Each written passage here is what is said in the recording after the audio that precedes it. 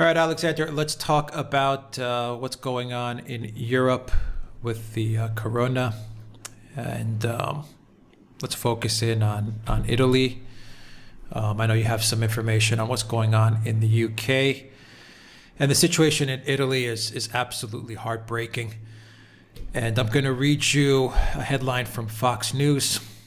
Russian army sending hard-hit Italy corona aid after Putin phone call. Russian President Vladimir Putin has ordered his nation's army to deliver medical aid to Italy, the new epicenter of corona pandemic, after offering help during a Saturday phone call with Italian Prime Minister Giuseppe Conte. And let's see, Russia will send 100 military members who specialize in virology and epidemics. Reuters reported, citing the Interfax news agency. Russia was loading 9 colossal 276 cargo planes with 8 mobile medical teams, medical equipment, and aerosol disinfection trucks to send to Italy's hardest hit regions. Alexander, Italy suffered a catastrophic death toll the other day and today, and the other day it almost hit 800. They have nearly 4,000 deaths, I believe to be more accurate, 4,825 at the time of this recording, the highest in the world. Right.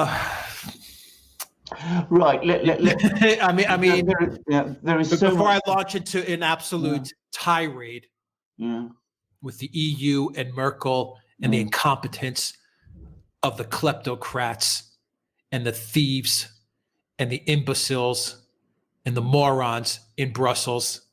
Get to this story first, Alexander. Right. Well, I mean, the first thing to say is that what the story has done is that it's exposed who has functioning systems, health systems, who's in a position to provide help, who's got strong governments, who's again in the position to find help. Now, Italy is in a terrible state. They delayed far too long after the corona began to spread in Italy before they took action. The result is that it spread across the entire country. Hotspot, I believe, is still Lombardy, but it's now all over Italy. Because just to give an example, they when they started to place restrictions in Lombardy, they didn't act to prevent movement from Lombardy, and so people went from Lombardy back to southern Italy, to Sicily, to wherever, and the result was that the whole thing has spread out of complete control. So there's been a disaster in Italy. And the other thing that has happened is that the Italian health system, which has a very high reputation, has been revealed as being a very fragile thing.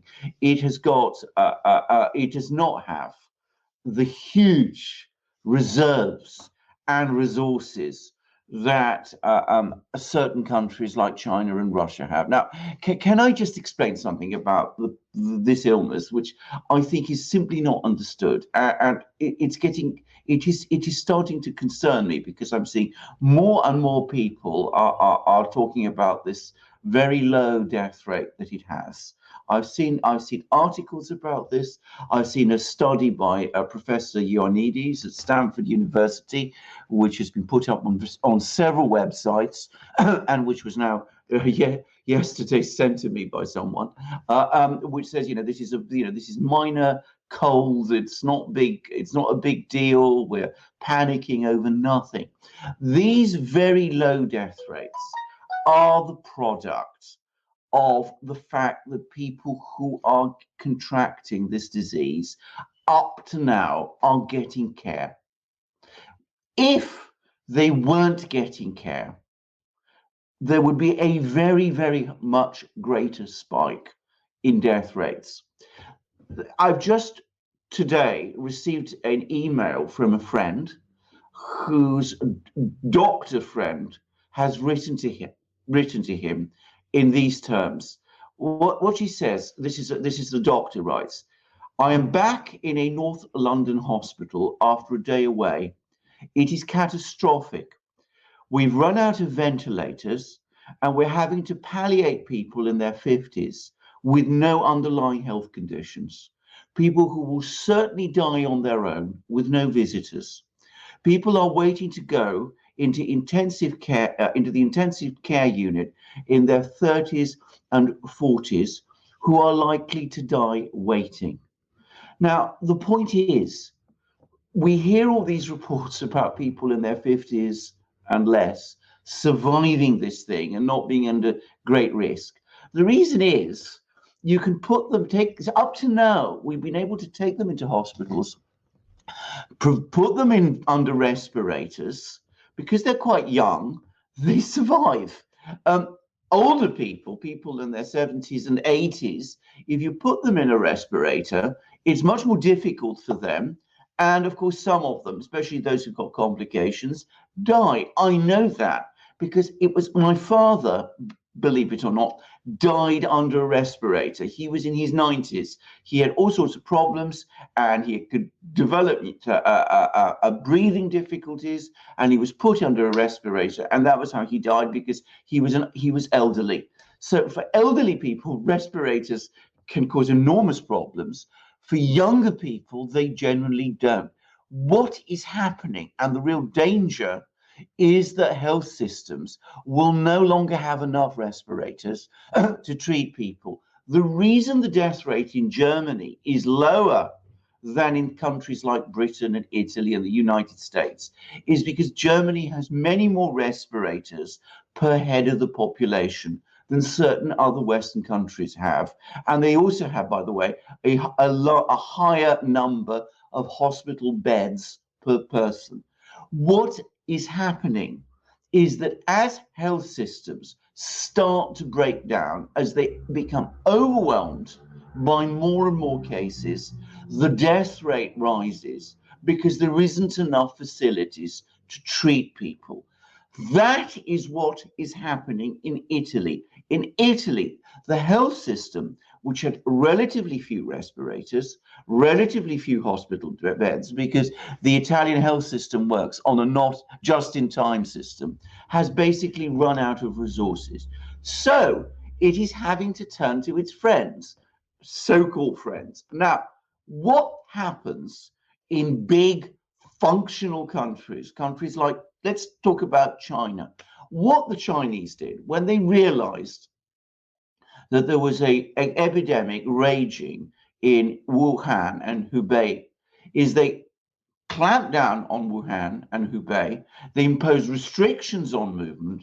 They have vast numbers of respirators right across China, and China actually makes them. And they mobilized all those resources and they swamped Wuhan and Hubei with health workers. Italy, which is a part of the European Union, looked to the European Union for that kind of help, and it didn't get it because two things have been exposed. First, the European Union states, individual states, don't have the kind of resources in terms of numbers of respirators that, say, China has. And quite apart from anything else, they don't feel that sort of solidarity, which involves mobilizing resources, sending them to the hotspots, treating the people there, getting them well, lowering the death rates, and containing the problem. So the result is that the death rate in Italy is now rising. It is, I believe, something like 8%. And if this situation gets worse and worse and worse, it will get worse still. We will see death rates above 10%, which there are some suggestions have already happened in some places in Iran. So that's what the crisis is. Now, the Italian government has given up hoping that it's going to get any help from the European Union because the European Union is not providing it. So it's turned from its so-called friends to its so-called enemies, which are China and Russia. China and Russia operate very different types of health systems. They have vast numbers of hospital beds, far more per head of the population than we tend to do in the West. And they have large numbers of respirators. And because they haven't deindustrialized in the same way that we have, they also have the facilities to build them. So the Chinese have sent respirators to Italy. And now we see that the Russians are sending 9 airplane loads, and I should say the Ilyushin 76 is a huge transport plane. It can carry about 50 tons of equipment. It's sending 50 tons. We've got 90, almost 400 tons of equipment being sent to Italy to help, and we can be sure there'll be things like respirators, mobile testing kits. The Russians are big manufacturers of testing kits. Their first one, which was called Vector, was not very sensitive, but the more recent ones that they've developed are more advanced and much more sensitive. And of course, they've got the resources to do that, and they've also got the technical people, the medical staff, and the scientists who will go there. Now, this isn't, by the way, can I just say this also? I mean, it's in the Russians' interest to get a sense of what the crisis in Italy is like, just in case they have to take measures of their own in their own country of a similar kind. So the more cases you can look at also, the more samples you can obtain, the easier it becomes to develop vaccines. And I understand that some of the experts that are being sent are specialists in vaccines, even though they're military people. So this is what is happening. Italy's been abandoned by its friends. The leader of the European Union, Angela Merkel, is quarantined, and the entire system is broken. And what we have is a gigantic, burgeoning health crisis across the European Union. No European state is prepared. I just read what is happening in Britain. We've seen what's happening in Germany. We've seen what's happening in Italy. And the only 2 countries that seem to be functioning, the 2 big countries that are functioning effectively in this crisis, are China and Russia. There's also apparently been successful containment measures in South Korea, Taiwan, and a couple of other places. But the European Union has failed, and failed completely.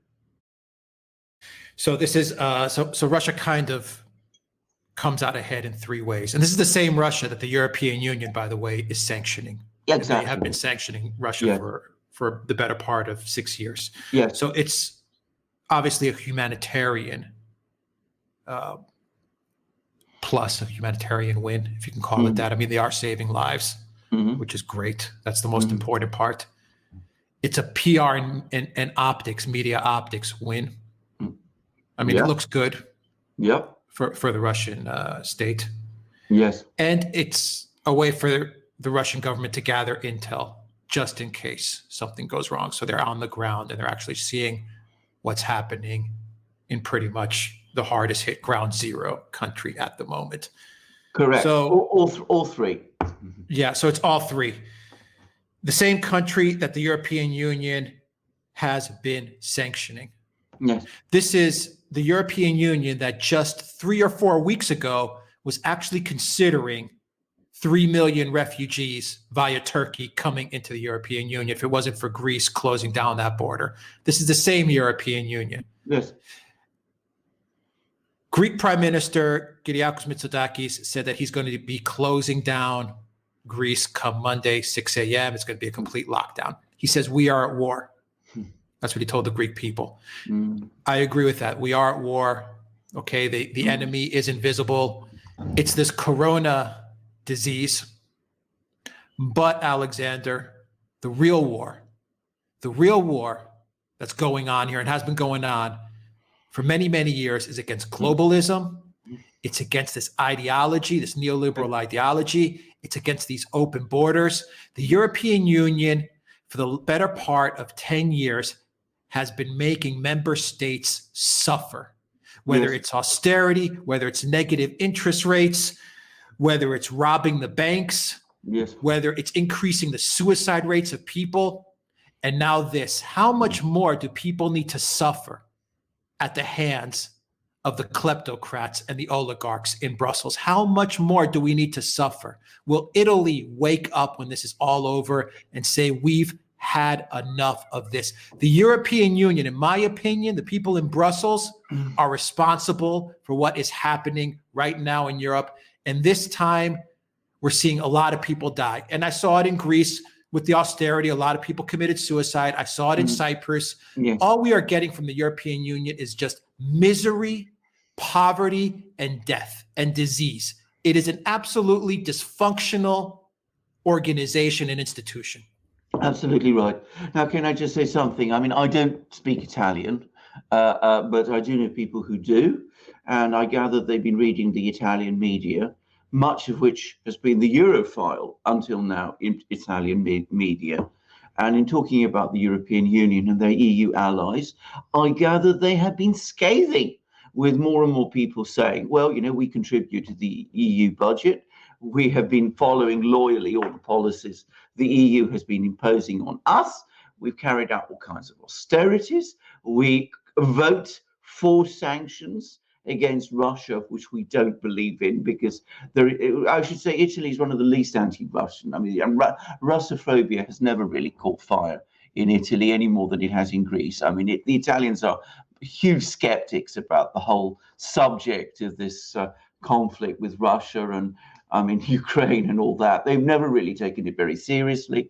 They don't like the sanctions. Many Italian businesses, to my knowledge, are very hard hit by the sanctions, and especially by the counter sanctions, which the Russians in retaliation imposed on the EU. So there's been all of this, and they're saying, look, we've made all these sacrifices. We've accepted 20 years of economic stagnation.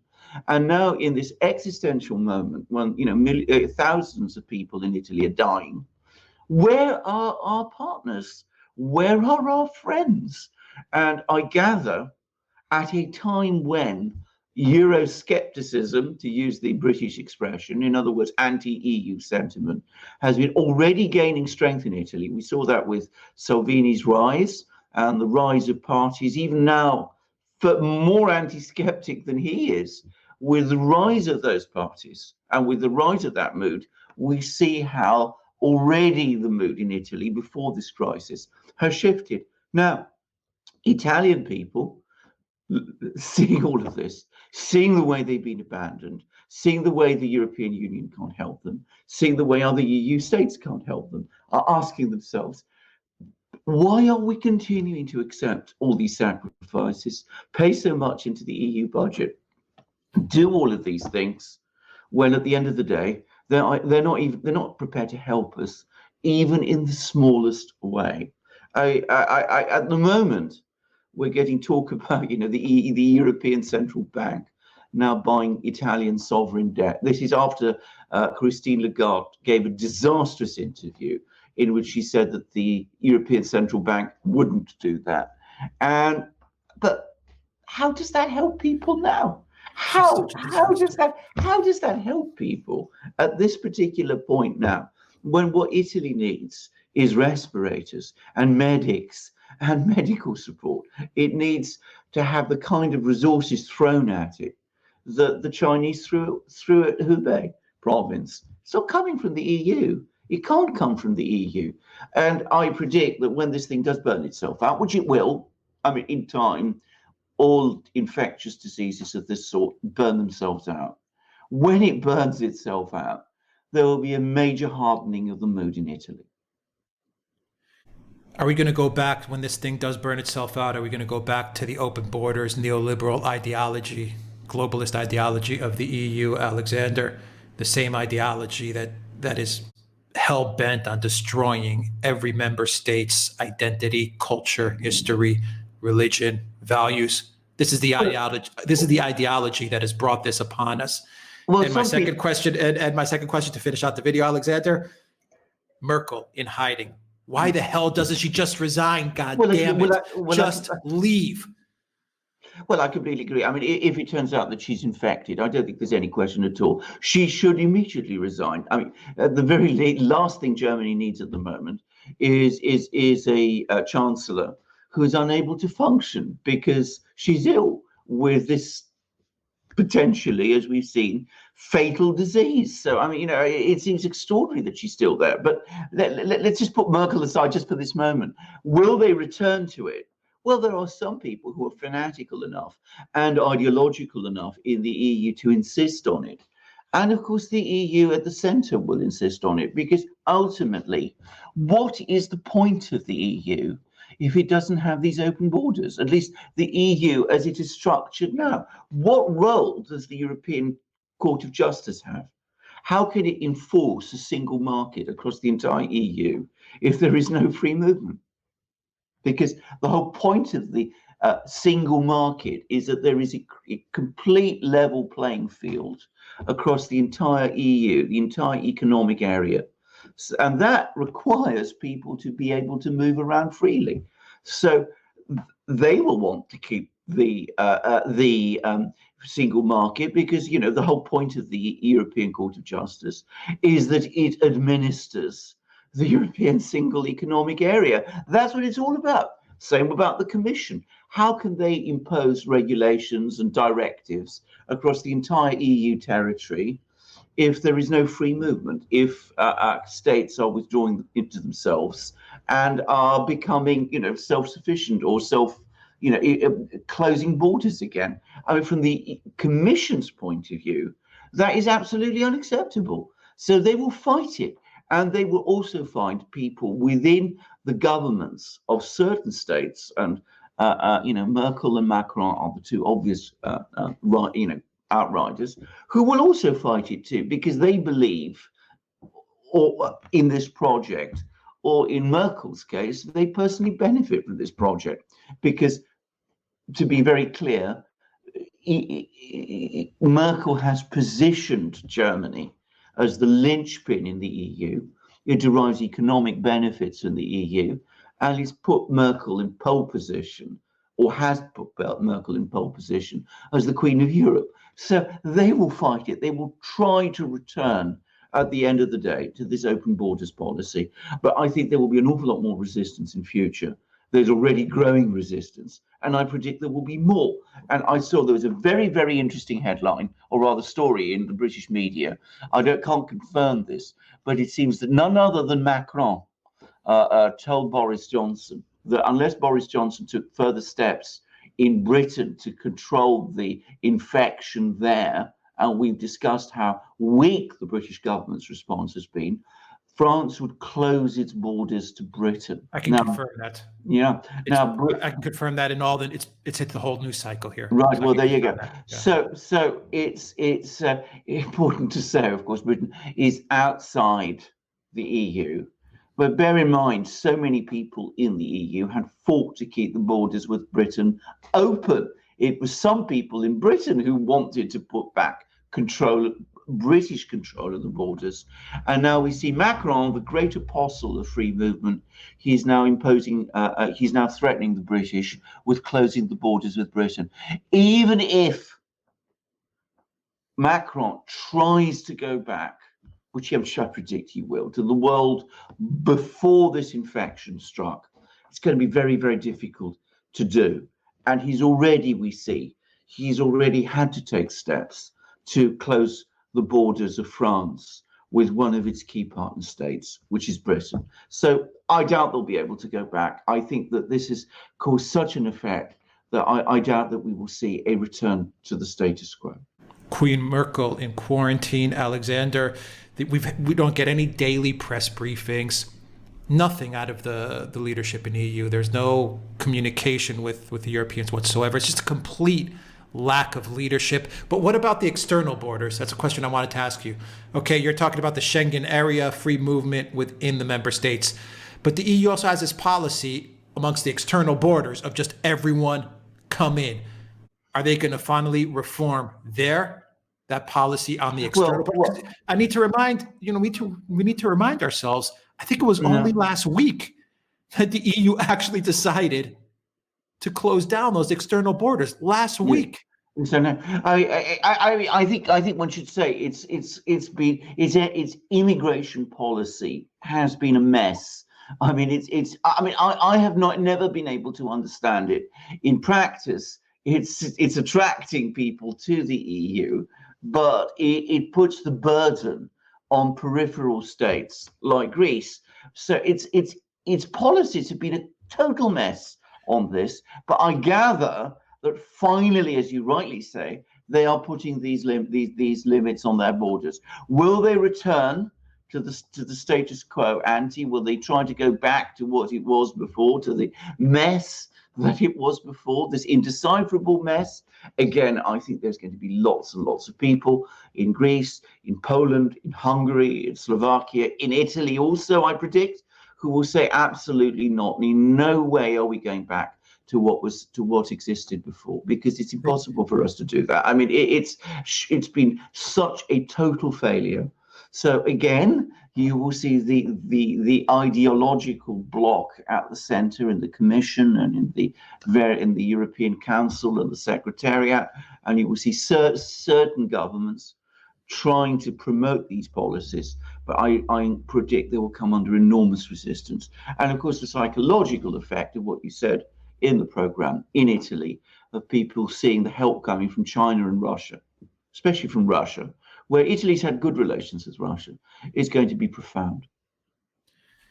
I just can't help to think, and I'm almost certain that if the EU had closed the external borders way back when the first case started to show, we would not be in this position. Well, let's look at the first thing they should have done is close all those the external borders. Well, let's look at one country that did. I mean, it didn't completely close all its borders, but Russia in January.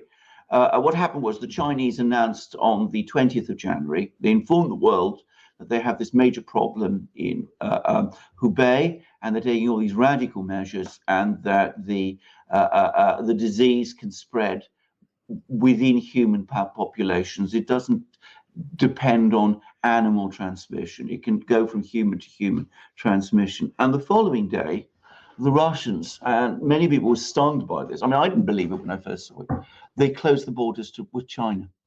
Russia and China are these great friends, and the Russians acted immediately to close the borders to Chinese travelers, including Chinese tourists. Only certain people on business trips and business visas, and obviously political and diplomatic people, were allowed to go through, and apparently only after stringent tests. The result? Russia has 360 cases as I speak. Europe, tens of thousands. I believe Russia has had one mortality, an elderly professor who was seriously ill with many other complications. Well, in Italy, 800 people are dying a day. So I am not saying, by the way, that this will always remain like that in Russia. I mean, because now, of course, they're surrounded with countries that are infected. And of course, they're also having to bring back their own people from countries, tourists and travelers and business people from all over the world, Russians who have been in infected countries, and they have to they have to quarantine for 14 days, but there's always a danger that some leaking will go on. So at the moment, they're on top of the situation, and the numbers are the rate of increase is fairly steady. It's about 50-60, which suggests it's containable, but it might explode there. But they have bought themselves time. They much more, when it strikes, they will be much better prepared than the European Union has been, and than any Western country has been. And the point is, by contrast, the European states were asleep at the wheel. Boris Johnson was celebrating his election win and did very little else. Merkel was asleep at the wheel. The Italian political elite were busy putting together criminal charges against their most popular politician, Matteo Salvini, who was talking about placing restrictions on Italy's borders. Why were they looking to prosecute Salvini? Well, there you go. I mean, because he was looking to put restrictions on Italy's borders. I mean, crazy. And I mean, one wonders how that prosecution could go ahead now. And of course, Monsieur Macron in France was coming up with his various projects and schemes and ideas, and was trying to involve himself, as I well remember, in the Russian-Turkish quarrel over Idlib province. So, I mean, all of these people were completely oblivious to what was coming. I mean, they didn't look at it, they didn't think about it, they didn't prepare for it. They clung on to the free movement provisions. They didn't take any steps to close their borders, and when it struck them, their health systems proved completely inadequate, and they didn't know what to do. And Boris Johnson, who is of course outside the European Union, he had this very strange herd immunity policy, which means that the infection has now spread across Britain and was allowed to do so for weeks and weeks entirely unchecked. All right, Alexander, we'll leave it there. Everyone knows how to support us and to subscribe. I don't really have much else to say. I think the situation, I saw a video out of, I believe it was ITV in the UK. Yeah. ITV, is that correct? Absolutely, ITV. ITV, and they had the hospitals in Italy. And I mean, it was just it's I mean, just horrible. And there's a lot of people that continue to say this is just a cold, and this is, I mean, 800 people a day are dying in Italy, guys. It's awful. Yes, I think that there is. Look, I come back to what I've said. I've said it on several programs. Now I'm going to say it again. When I first heard about this disease, and people were talking about the incidence, I too said to myself at the time, well, this looks like another serious flu, and we will get through, and perhaps the Chinese are overreacting. I think that was a view you could take in January when I took it, but as the information changes, you have to revise your views. And I think people who are refusing to do that are falling behind the curve, is all I can say. And in some cases, I understand, I mean, there are people, especially young people, I understand, who are still partying in the face of all this. It is reckless. As I said, if health systems break down, and in Britain I read that message. They are coming dangerously close to breakdown, and we're only at the start of the epidemic here.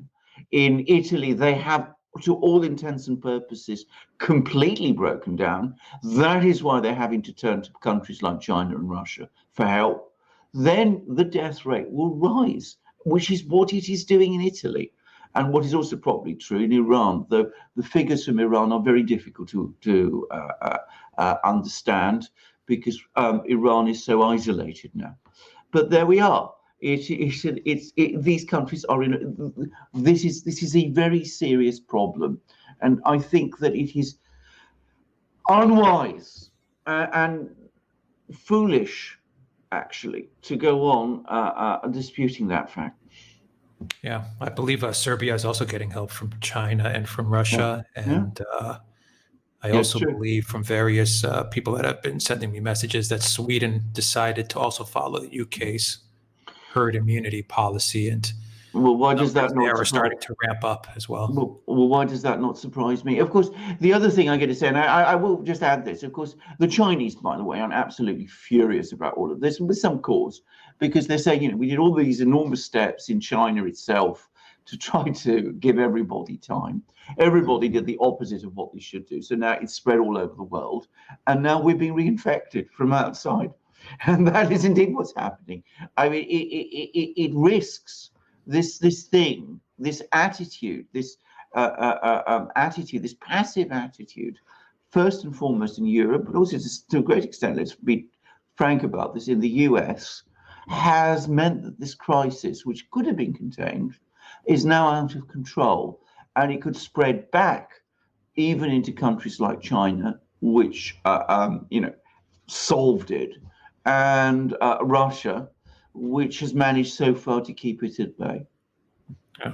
Well, we're going to do a video on the US and China, and I mean, it was there in front of us for 2-3 months. It was there in front of us. In China, obviously, China was not as forthcoming, in my opinion, as they should have been. But no, every state should have, erred on the side of caution. Absolutely. By mid-January, all the information was there.